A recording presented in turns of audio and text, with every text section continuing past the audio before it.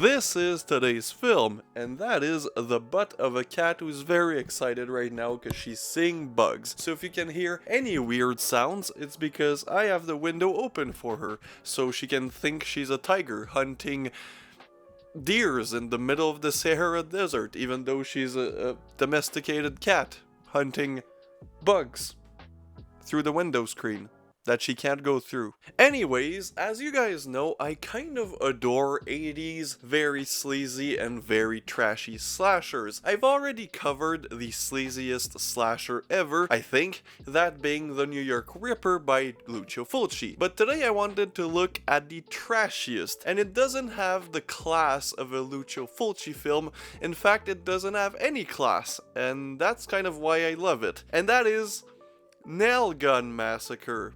Now this isn't made by an Italian, this is made by a Texan, and holy jeez does it represent Texas well. It's sweaty, it's sleazy, it's trashy, and there's a Dairy Queen scene. Besides, I got a special one. Grilled cheese. The film came out in 1985 during the peak of the slasher genre. You're probably asking yourself, but Spooky, how trashy is this film? Well, you see people, the first frame of the film is not the title sequence, it's not, I don't know, an introduction of the characters. This film starts from frame 1 with Redneck Gang Grape. Yes. In the first minute of the film, we get gang rape. Not even the first minute, the first second. The movie starts, black frame, gang rape. And if it wasn't trashy enough, the second sequence, the second scene in this film is a fat man, very hairy, with some wife beater, clearly a cliche and a stereotype. Well, he gets murdered. So we have gang rape and murder in the first 4 minutes of the film. I think that's a record. And then after gang rape and murder, we finally get the title sequence. And this film is presented to us by Futuristic Films. I have no joke. They write themselves. And after the credit, you might expect, I don't know, an establishing shot, some, presentation of our characters. No, we get titties and sex. And two people who kind of sound like they have a speech impediment having sex. Now, I can't show anything from this scene, I just want you guys to listen to what they're saying. You would rather go cut wood with your friends than play with these? Hey, I told Brad I'd go cut wood with him today. That's probably the least erotic dialogue ever. Now, I don't know if you could notice during this audio clip, but there is something that never stops in the audio throughout the entire film. Bonus points if you get it.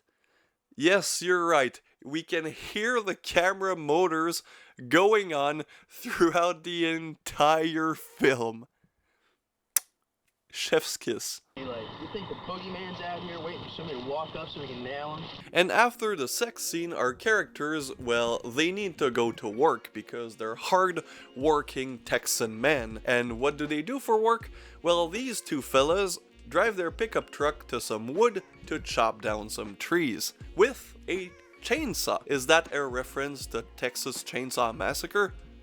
I don't think so. Anyways, the two fellas go to work to cut some wood, and we learn that the town folks are afraid of going into the woods because that's where the fat man with the very hairy back was killed in the intro of the film. So while they start working, one of the guy decides that he needs to take a piss. So he goes to take a piss because as a man, everywhere is your toilet. Anywhere. Including your paralyzed grandmother. oh, that was... Even she didn't like that joke. So when the man takes a piss, we get something else that'll happen throughout the entire film, and no, that's not the sound of the camera, but it is the killer's dialogue. You see, our killer really likes their puns.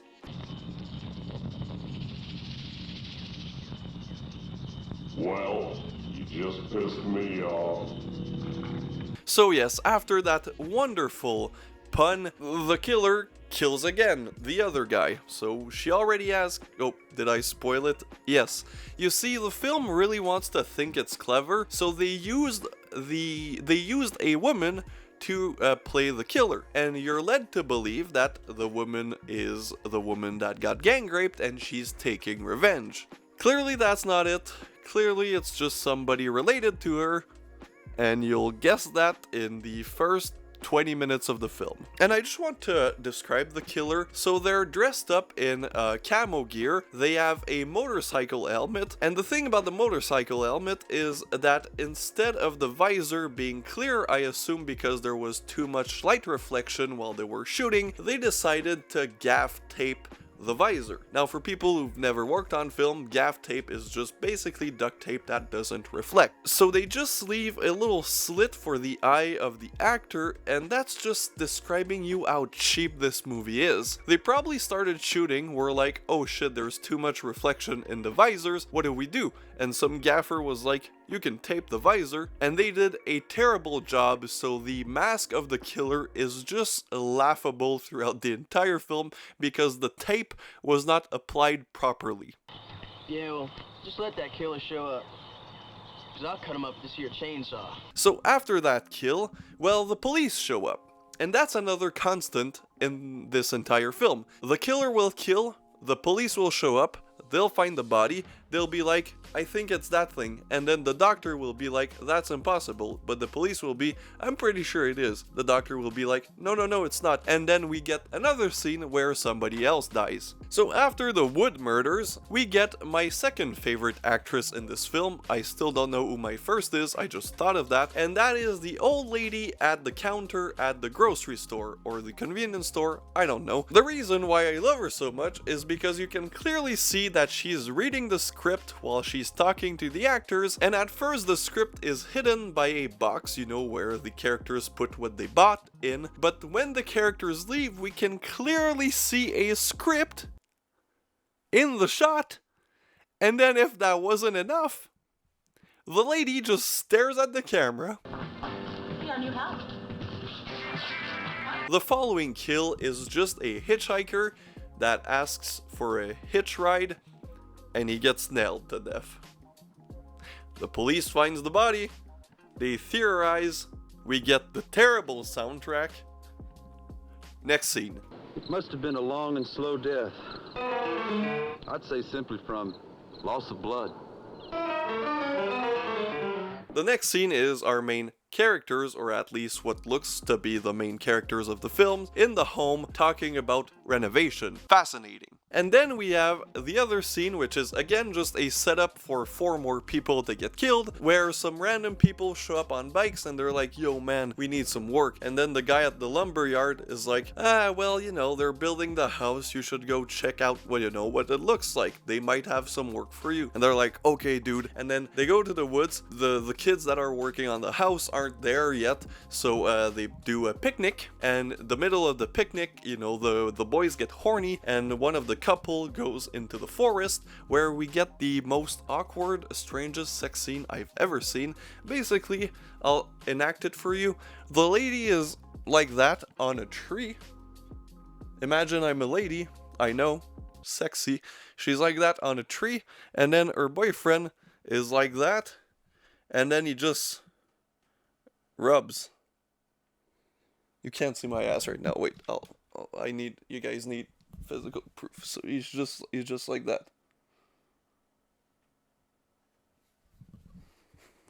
It's the worst sex scene I've ever seen. I'm so greasy right now. I had to work. It was like load day, so I had to load up some trucks. I'm sweaty. It's hot. Whew. My cat wants belly rubs again. This is the life of a parent. I just gotta give her belly rubs until she doesn't want belly rubs anymore. So yeah, all of that is just an excuse for more sex and more blood as the killer comes in and nails the both of them that were already getting nailed. Look, I know my jokes have been terrible this episode, but I've just seen the Nail Gun Massacre, so I'm kind of inspired by their awful writing. It's not my fault, they suck. Then the people that work on the house find the body, call the police, dispatch is like, oh, it's getting dark, call us tomorrow. Which I don't know how lazy the dispatch person was. If you call dispatch and they're like, we found 2 bodies, and they're response is, "It's getting dark." What kind of shitty police service do you have, Texas? Don't answer that. I believe you. I believe you, it's terrible. The assholes wouldn't shoot so close to the house. So the next days, the coppers show up and they find the body, they theorize, and then we get another kill. Do you guys see like a pattern here? This movie is just that over and over and over again. The only thing making this not the worst movie ever is truly the kills, the characters, the puns, and just the sheer trashiness of the film. Because if it wasn't for that, it would just be character dies, police, other character dies. Holy this. If people say that slashers in the 80s were formulaic, show them Nail Gun Massacre. They'll understand what formulaic is. Eventually we get another character with this girl that's named Jethro, and I thought he would be important because in the back of the box from the 88 film's release, they mentioned Jethro, and I'm like, holy shit, is that the main character 1 hour in? No, he's just there, he has sex, and he dies. Like every other fucking character in this movie. Eventually, somebody figures something out, and the police is like, I'm pretty sure it's that girl that told us she got gang raped by a bunch of construction workers.